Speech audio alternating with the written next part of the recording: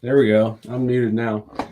So welcome everybody, whoever's tuning in to watch, hopefully quite a few. Thanks for watching and participating in the discussion. Up front, I'm going to ask everyone to like this, share it, share the stream, so we can get more questions going and get more of a discussion generating that includes you guys. So ask your questions in the chat. We'll try to bring that into our discussion and answer some of those things that you're interested in talking about. I really like doing these sort of panel type discussions because none of us have ever met before that I'm getting ready to bring on. I think I'm the only link between everyone, and we all sort of come from these different industries, yet we're going to be able to learn from each other and help other people in other industries grow and think differently. So these talks aren't really about our companies specifically. They're more about us and sharing our experience with others. So yeah, today we're going to keep that going. We're talking about crafting a message that really hits the right way with your target audience. So business owners, teachers, community leaders, investors, we all have these requirements that depend on other people sort of being on board. So it may not actually matter if you're raising money for nonprofits, if you're launching a business idea, selling a house, interviewing for your next job, whatever. The need for messaging that matters is something that we really all have in common. So today we're going to hear from some awesome people in significantly different industries, and I know that we're all going to learn something. And we've got Sabrina. She's a commercial real estate professional. Lacey, she's the co-founder and brand builder for Elevated Oats. And Lindy, she's a brand strategist. Welcome, guys. Thanks for having us. Thank you. Yeah. So I guess we'll kick it off with you, Lindy, because this is your arena that you live in every day, is branding and conveying a message that hits with everybody. What's in a brand? Well, we like to say that your marketing is what you say about yourself, and there is a branding element to that of what you say about yourself, and it's more than your colors, it's more than your logo, it's more than your storefront if you have one, but your brand is actually what people say about you when you're not in the room. So your brand is what lives on. And it can be positive and it can be negative. And it's also subjective to that person and their experience and interaction with you or with your product. Yeah. That's cool. So brands, products, companies, they all have their own different message, right? They do. And what you try to get across doesn't always come across. And so it's really important to listen to the customer feedback or listen to kind of what channels they're talking about you on to see if you're in alignment with what you're trying to put out there and what people are receiving. There's a whole lot that goes into it. I can get on a big soapbox, but I will try to refrain. I'm sure Lacey and Sabrina can get on that same soapbox with me if they're dealing with branding all the time. Yeah, Sabrina, project wise, you work in commercial real estate. What's that like for you, working with multiple different clients at the same time, some of them who feel like they know what they already want? What are your tactics in messaging? What do you think of when we're talking about? Yeah, I think when you are in an industry and where I am at, you are dealing with a wide array of clientele, from your CEOs through your big national companies, down to your mom and pops. And so sometimes your message needs to be crafted to them particularly, and what's important to them. And so I think when you're communicating to different types of people, it's important to know who your audience is, and what they want to get out of that that conversation or that meeting or what it might be. And then you're tailoring that message based on what will be important to them. Yeah, that's cool. So like your brand, you have your brand, like what Lindy was talking about, and then this messaging that comes across may change depending on who you're conveying it to, right? That's cool. Like if you were, because you're really good at this, like Sabrina, I'm gonna like I wanted to bring you on and talk with you about this because you've done a ton of fundraising and you've had a lot of success in raising like tens of thousands of dollars across the years, who knows how much, in support of youth hockey and like building a program where it's not just a sport, but it's sort of this like collaboration of events that happen across a sport year that build and make, youth better, right? How, like if you took that and you were going to apply it to something different, like let's talk about like a startup company. If you had someone had an app and they were wanting to launch and they're going to do that through a friends and family round, how, like what kind of thought process would you go through if that was you and you were going to, go to each different family member knowing what you just said, like messaging matters and it's got to be changed?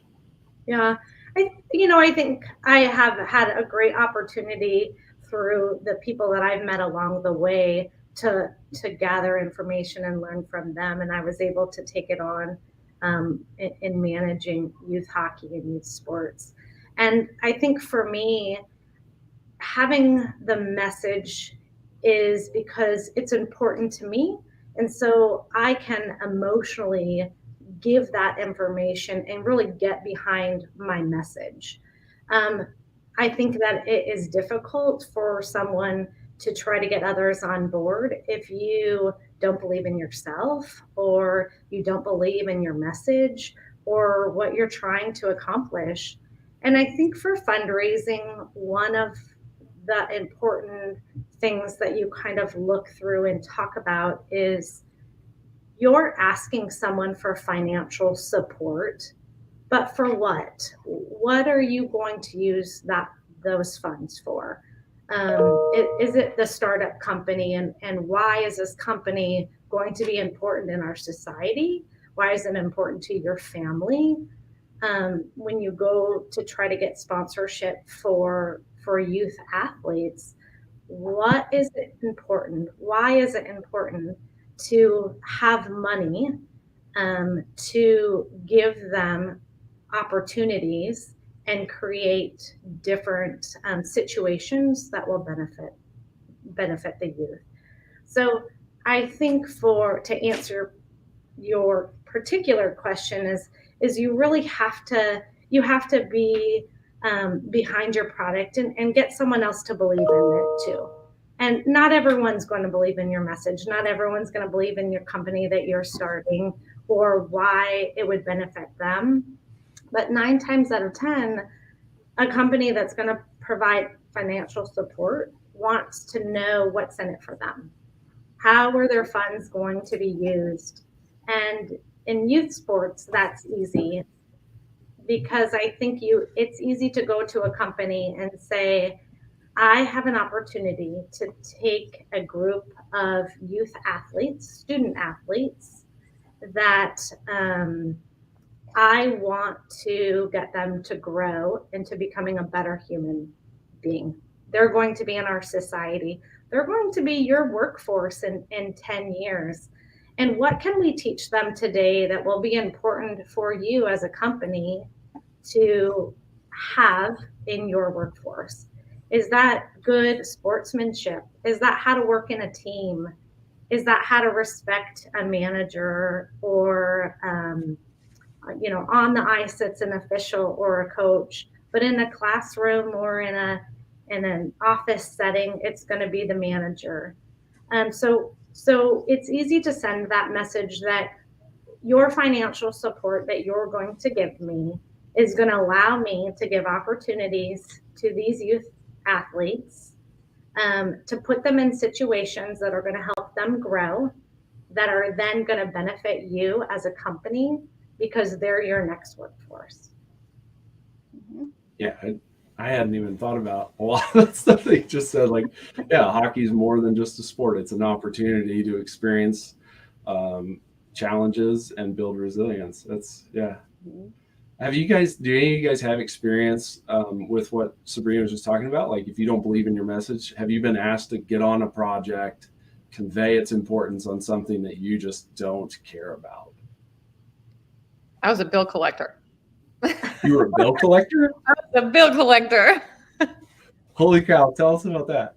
I definitely did not believe in my product because it was right after I got out of the military, and I worked for a company who gave loans to military members only. And so I'm collecting from military members who, haven't or can't or won't pay their bills.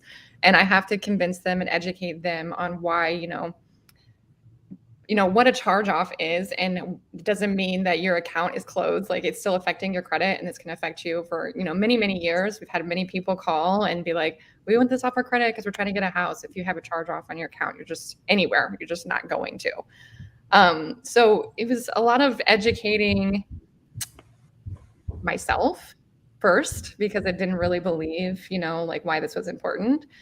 Bill collecting is not a glamorous job. But then also by educating myself, I was able to educate the customer too, and like help them out of bad situations, because, I don't want to just go in their account and like take money, because you can do that with contracts. I want to work with them that works for their budget. Well, that's really interesting. Yeah, so you had to learn, get some new knowledge to be able to craft around each individual what they had going on. Yes. Cool. Lindy, you were like, yeah, I've been on projects that I didn't believe in. Yeah, there's always a part of the business when you're learning, when you're growing, when you take opportunities that you might not enjoy actually being a part of, and it might just be because it's challenging, and there was some I just didn't take any pleasure in, but I'm grateful for the experience that it brought me. But it also showed me what I don't want to be involved in. Similar, I've been in the banking world. I've worked in call centers. I've worked in retail. I've worked a few different places where it's just mind-numbing almost, and it kind of pulls the creative out of your system. But it's so fun to kind of be able to get to the point where you can be more selective of the products and the projects that you're a part of, because it makes the experience that much better for you as well as the client. But it also speaks to, it speaks back to the selfishness that we all exhibit, right? Because I am just as selfish as the next person. And if you think about our consumers or the people that we're branding to, they are all saying, well, what's in it for me? Like, I'm going to cheer you on. Great. That's exciting. Go do that. That's awesome. But everyone is selfish of their time and of their money and of what they're consuming. And so if you can frame it in a way, like has been said before, of what is in it for them and why they should care about it as well, then you have a better relationship that you're building, and your brand can reach that much farther as you progress in what you guys are doing. Yeah. So that I guess I think it's common sense, but it might not be, because I always find it fascinating that how many times, even though I know it, I like kind of convey my message. I'll send my message in a way that puts me at the front of it, like as the speaker, right. I'm not talking about the audience anymore. I'm saying, hey, here's what I do. Here's what we do. Here's how we do it. This is why we're going to have an impact, when the message, like you're saying, should be crafted around the audience. Like Sabrina was saying, like, they don't care about the hockey. They care about them. Yeah, because maybe they're into soccer. Maybe they prefer soccer, right? All right, I'm going to log you off now. I know. We're going to have this fight graph, just because kidding. I'm a soccer player all the way.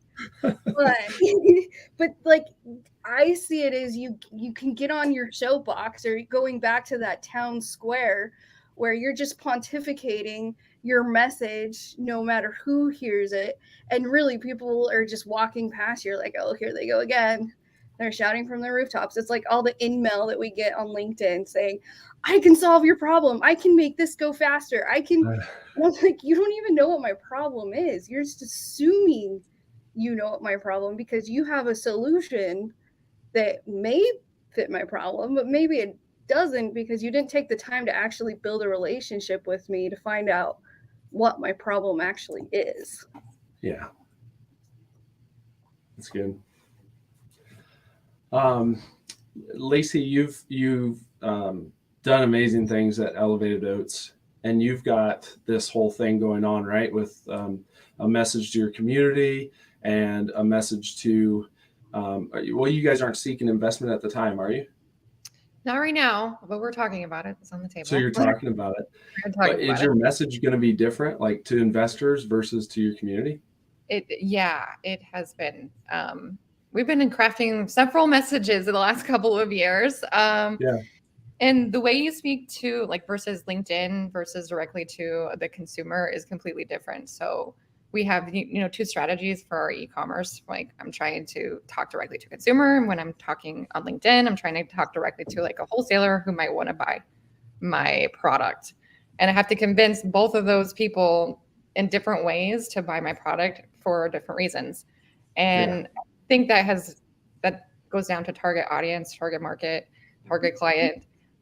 Know who you're talking to and craft the message for that specific person. I think we're all saying that in different ways, but it really does matter, because take granola, for example. Everybody's my target client, right? Everyone can eat granola, but that's not true, because if you try to be everything to everyone, you end up being nothing to no one. So you want to focus your efforts. You only have so much time, energy, and personnel.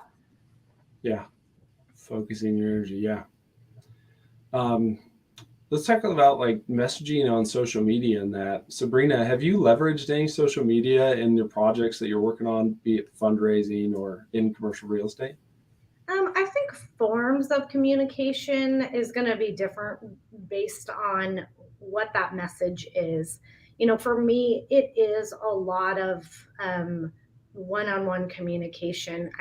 I'm more apt to pick up the phone and have a conversation. One, that's my personality. I talk really fast and a lot of information wants to come out all at once. And so it's easier for me to have a conversation about something, to show my emotion, to get excited about something, and then deliver my message that way. But I think for some people, they're introverts, and that is not comfortable for them, and it's not going to come off the way that you had intended. And so I think in some cases that is a good email communication, a letter communication, social media, and how that gets out there. So your forms of communication, I think, is your style and what highlights your message and who you are best. And then you have to remember there's a time. Do I have, I'm running around today, and I'm going to sit down with you guys and have 45 minutes or an hour to have a conversation about this. But in some cases, I might only have 5 minutes or 2 minutes, or on social media, a quick blurb. And so I think you have to not only understand your audience, your form of communication, how I'm going to get my message out, but how much time do I have to get that message? Again, I could talk easily for an hour sitting here and have a conversation, but are you going to pick up on the important things to you? And your time might not. It might be more valuable. Not that my time is not valuable, but you might only have the 5 minutes. And so let's cut to the chase and get our message out there. So I think, to answer your question, I don't utilize social media as much. One, I think it's my age. I'm not as savvy as my kids are in social media.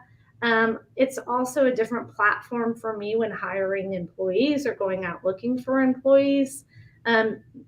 there's not a lot of 40, 50, 60-year-olds out there entering the job market. They've already been in there. So I have to tailor my thinking and my strategies based on a different age bracket. And so today I don't do social media as much as I probably will in the future. That's cool. Lacey, do you leverage social media for any of your hiring right now? You guys are hiring? Yeah, I think that's where most of our hiring has come from, LinkedIn and word of mouth. It's been interesting during these times trying to find people to work for you. Yeah. So we're kind of casting all this. Yeah. And it seems to work. The networking aspect of it works the best, I think. Lindy, on terms of employment and that, like, are people using that right now? Are people going to TikTok and Instagram to find out what a company's message is? And do I want to work there? Absolutely. I think it comes back to kind of people do their research, right? They want to figure out if the brand has a good culture, what current employees are saying about them, if anything. And so it's super interesting because my approach has always been in the construction world to target the next generation. And so a lot of my efforts focus on like TikTok or even Instagram. I don't do so much in Facebook, and I personally do stuff on LinkedIn, but I don't post my TikToks on LinkedIn. Like there's a time and a place for certain videos, right? Right.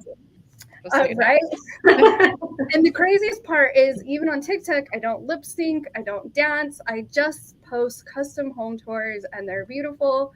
And it's created amazing opportunities to have conversations with up and coming high school students that are like, I want to get into trades. How do I get involved? What classes do I need to take at school? Like, who can I work for? And so not only are we educating, but on the same time, we're making connections and networks that we can pull people into existing programs, or at least show them where to go.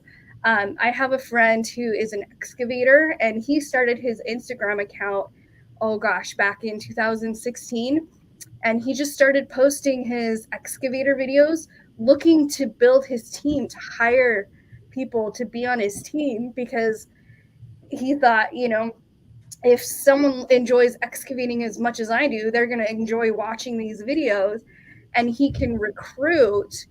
And he was very successful recruiting through Instagram, but it even grew up more to that, where he was able to create his own brand and get invited by CAT and all these other huge excavating companies to go to China to go experiment on their new equipment. So it can be used for networking, and it can be used for that employment aspect, but it can also grow to be much more. But I think it all comes back to that point of what is your intention of using social media? Is it to find employees? Is it to find consumers? Is it to just educate? Because educating and selling are two different things. Yes, they go hand in hand. It's all a part of like a funnel, but they are very different messages that you're trying to get across. That's really interesting. So, Sabrina, in commercial real estate, do you guys do that? I imagine realtors get together and you practice pitching, you rehearse how you're going to interact with a client, is how I imagine I would do, right? I'd prepare, I'd get ready, I'd think about the tough questions, think about their needs, think about my answers. Do you guys get together and talk about that? Okay, what's our entrance? What's our keeper? And how do we close? Yes and no. I mean, I'm a little bit different in that I am not an agent. I don't go out and work with just individuals on buying real estate, commercial or residential. That's not necessarily what I do. But there is definitely a networking group of individuals on LinkedIn or other forms of communication, luncheons. We do a lot of luncheons.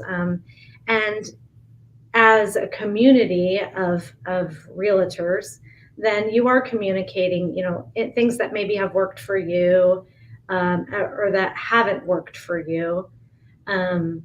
But yeah, no, I think with anything that you do, you kind of go through it over in your head, and we've preached that when we were parents and kids, and practice makes perfect. There's a reason why you get out there and you every week go to soccer practice or hockey practice, because you're going to practice, and the more that you practice, the better that you do. And that's no different in our industries, that the more we meet people, the more we communicate with other individuals, different personality types in different ways, the better that we're going to get at it. So I think it's important, like you said, Graham, to what's your entrance? What's the icebreaker, right? We talk about how are you going to get that? Is it a funny comment? Is it serious? Are you studious? Or who's that audience? How do you get to them personally? Is it personal to their business? Is it personal to them? And then what's your message? And then a follow-up conversation with them, or a follow-up email or something. Yeah. So all of you guys, what would be your suggestion for that, that 50-year-old who's knows that they need to rely on social media? They've got to start that entrance. Like Sabrina said, she doesn't rely on social media. I don't use it. But you guys have all described instances of the use of social media that led to other things. The TikTok that was posted of a really great home that was shared to another person who doesn't use social media, who found that builder and was like, that's a beautiful home. I'm going to buy a house from that person. What's your suggestion? How do you start to craft that? Do you work a funnel? Like Lindy said, do you use TikTok, or how do you craft that strategy across social media, and how do you change your messaging? Who wants to go first? I think that 50-year-old out there, or whomever their age might be, and their ability to do something well in something that they're not savvy at yet. And I myself is a great example as who is in my circle, who's in my wheelhouse, and who knows what I don't know. And that's how we're going to be better at communicating or sending our messages. I don't have all the answers. I don't have the best form of communication, in that I might hit it off with one person, but I might not with someone else. And I have to recognize and understand that I'm not going to be everyone's favorite. And so who is that person? I'm not going to be the best at social media. But who in my circle is, and how do I rely on them? And then how do I communicate with them that I need their help? Yeah. And what are they going to get out of it to help me? Well, I can add to that, Sabrina. I am totally an introvert. I am a trained extrovert. It's because I put practice into it. My husband is the extrovert of the family, and he has enough extrovertism, if that's the word, to fit up 10 people. And Graham knows this because him and Graham are very close, but I'm very shy and introverted. And it took me years to actually share my work because of kind of that fear of not being perfect, or not, I could have done it better, or just kind of those fears that we place on ourselves when we share something that's meaningful to us. And I was listening to a podcast. It was actually a builder podcast. Sorry, that's just my world.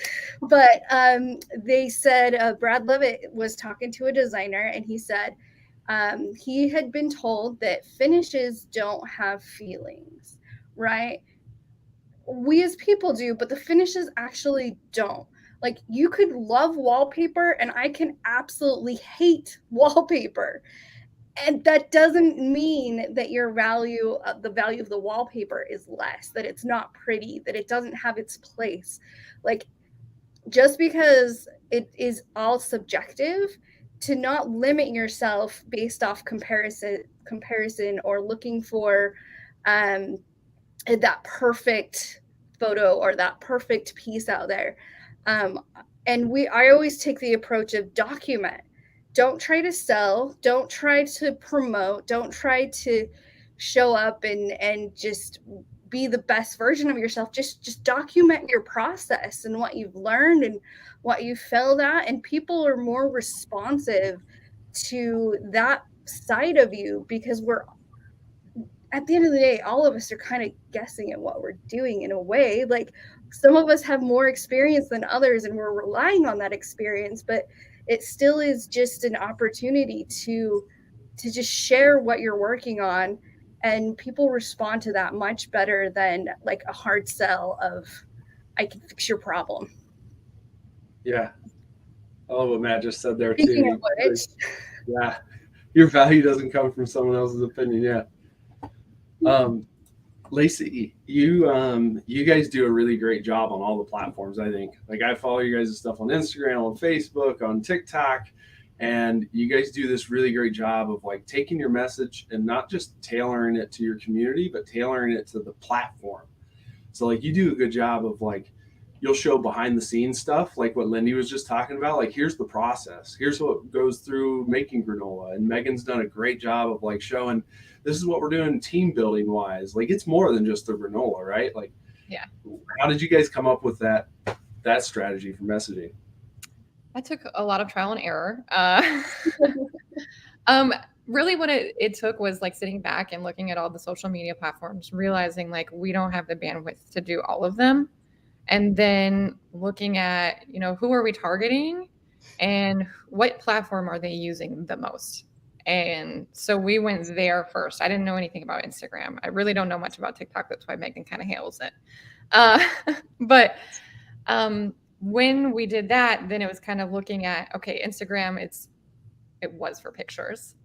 And Facebook is more like a link in between LinkedIn and Instagram. So you could do pictures and like longer caption.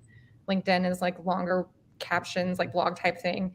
And TikTok's shorts, Twitter's like little tiny text messages. And it was tailoring the strategy to that, because that's how you get rewarded on the platform, is by using it the way that it's intended. absolutely, that is key. So we've been talking about like creating this message and just putting it out there. Lindy, is there value in just having presence and just getting stuff out there, just getting going? There is. And I think if you start fast, you can fail fast, and you can learn and you can grow. Even speaking to what Sabrina was talking about earlier, of the more you practice networking, the better you become at networking. It's the same thing with content creation. The more you practice, the better it gets.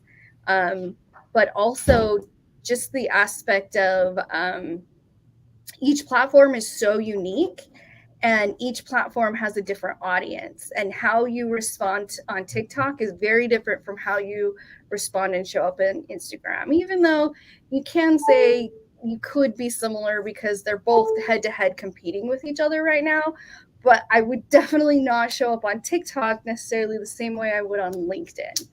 Right? Those are two very different audiences, but they also have different processes of how to use the platform successfully, so that my words are getting twisted, but so that the platform promotes you for doing your best work as well. Because there is an aspect of the AI that they employ, and making sure that you get the right content out there.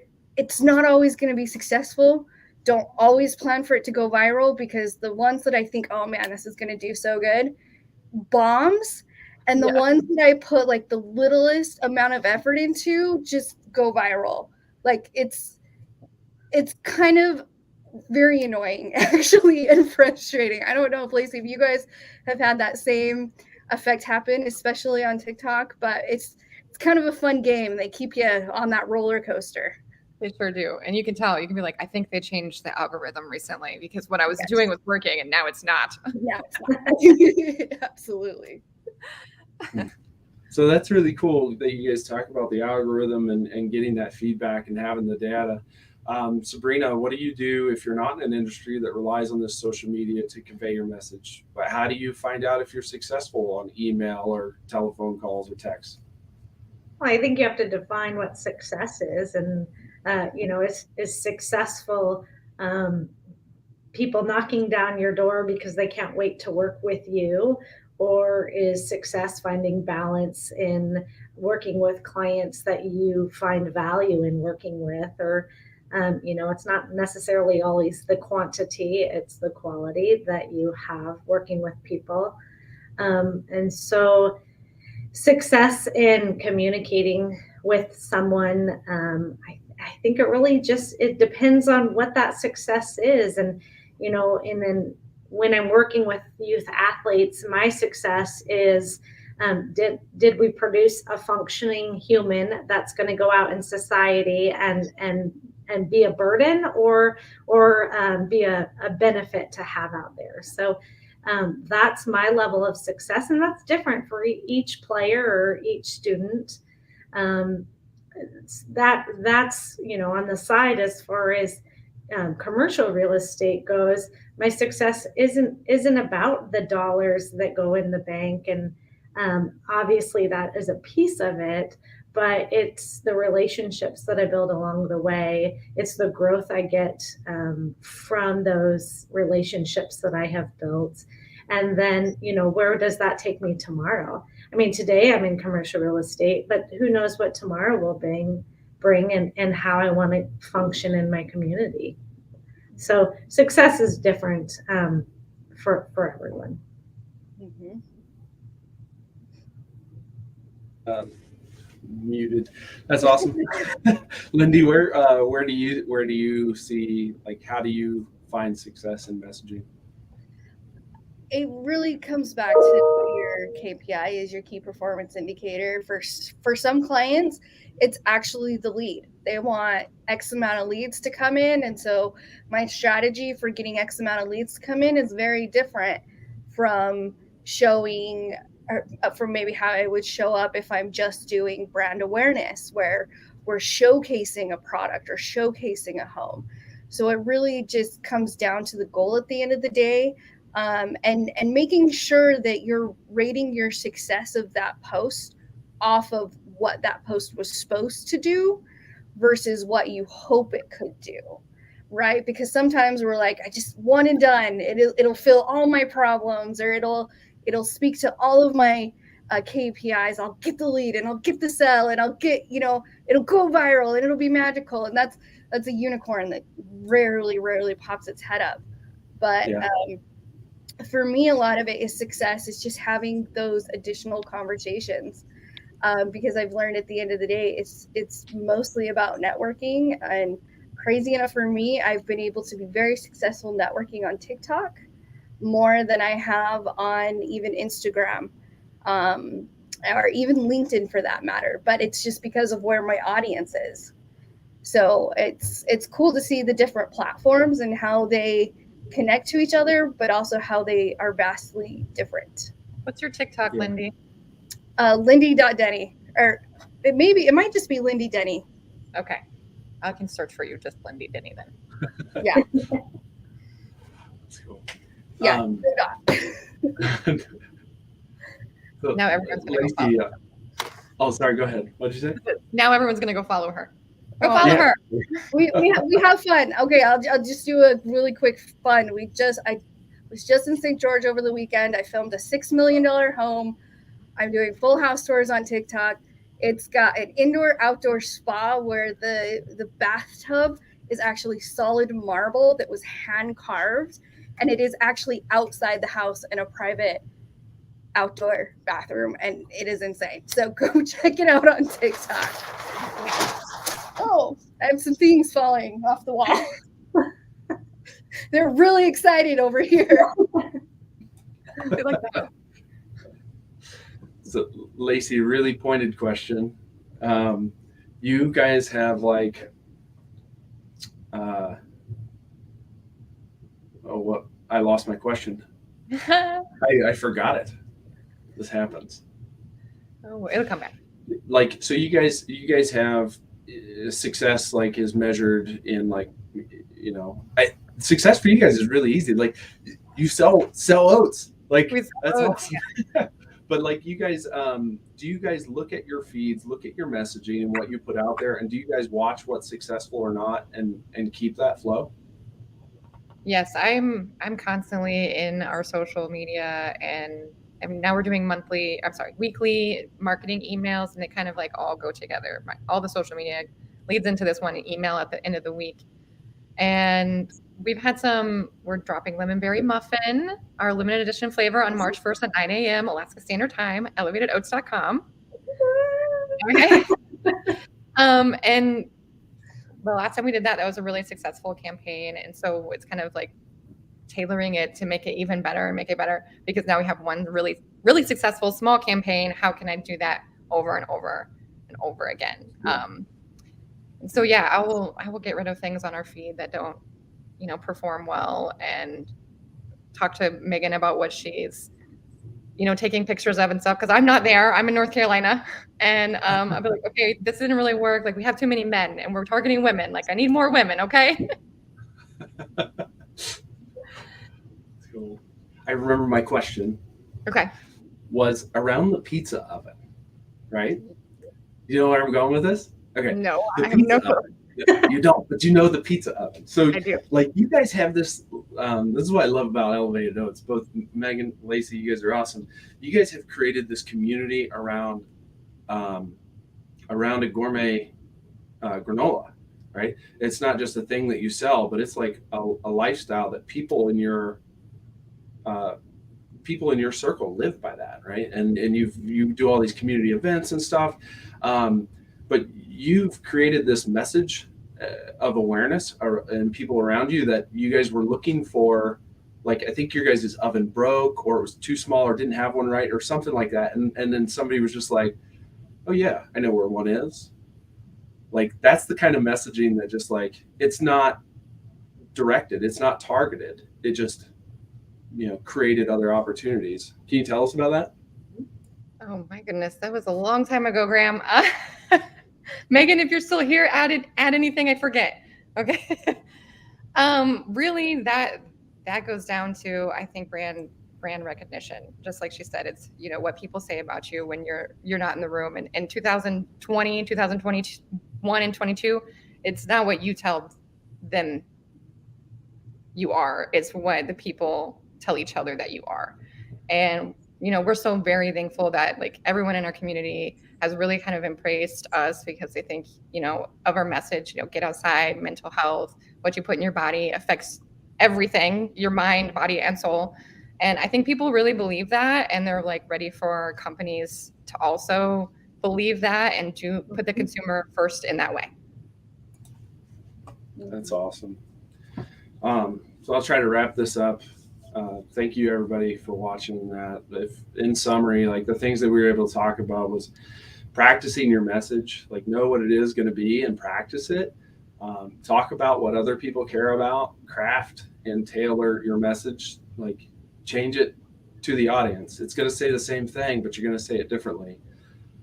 Use social media and have a presence. Even if it doesn't matter to you right now, start building a presence, because when it's there, it'll be there when you need it.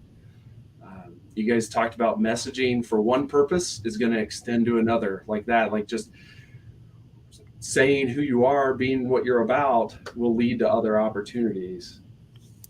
Message success is like it's differential. It only matters, like what Sabrina said. She said it only matters if it takes you to tomorrow. That's success. And I loved what Lindy, you said. It could be just follow-up conversations. Like that's success. Or messaging, what Lacey, what you just said was messaging isn't about, and Lindy, you let us off with this, was messaging is not what you tell other people. It's about what other people tell each other. That's pretty powerful. Thank you guys so much for coming on. Sabrina, if people want to reach out with you and connect with you, where could they do that at? They can't. No, I'm just kidding. Well, I'm not on social media all that much. So really it is just they can get me on LinkedIn. That is a good formal communication professionally for me. And then you can always email me. It's my first initial last name at jlproperties.com. All All right. I will drop that in the comments here in a minute. Cool. Lindy, if people want to reach out, where can they follow you? Where can they get in contact if they want to ask you questions? Lindy Denny on all the social platforms. So LinkedIn, TikTok, Facebook, Instagram, Lindy Denny. Right on. Lacey, where can people reach out? Also, Lacey Ernandes on Instagram, Facebook, LinkedIn. I'm also on TikTok, but I don't use very much. Don't Twitter me. You won't find me there. You can also go to elevatedoats.com, click support, email right in there, and I will get that too. Oh, yeah. You guys have a new flavor, a spicy flavor. elevatedoats.com, we're coming. Email right in there, and I will get that too. Oh, yeah. There's some fever going on. I think it's like playing back again, Grant. Like, what's happening right now? Stuff is happening. Some replay. Yeah, right now we're doing the lingonberry muffin, but the next one in the works is a mango habanero, spicy Swedish, not Swedish. There we go. So be on the lookout out for that next quarter. Is a mango habanero. I have no idea what's going on. Something's just on loop. It's wild. I tried. Do you have it pulled up in another browser? Oh my. Something's just on loop. It's bad. Oh, technology. It works so well. Too slow. Something's just on loop.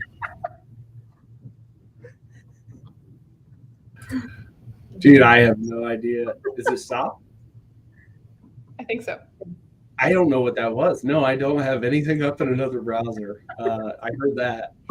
That was on loop for like 3 minutes. All right. Well, thank you guys. If whoever stuck around this long, send me a message and let me know, and I'll send you some free soap because that's entertaining, and I can't believe that just happened. I'm going to make a complaint with StreamYard. So thank you guys all for joining. You guys are awesome. Thanks for having us. Thanks.